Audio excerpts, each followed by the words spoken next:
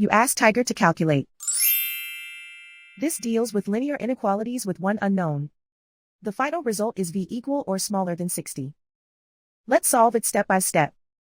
Isolate the v. Multiply both sides by inverse fraction 4/3.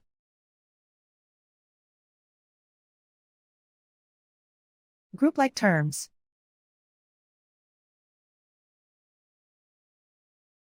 Multiply the coefficients.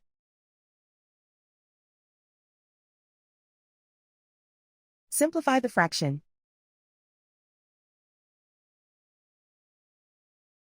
Multiply the fractions.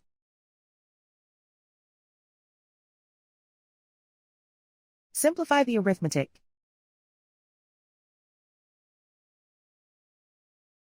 Plot the solution on a coordinate grid. And so the final result is v equal or smaller than 60.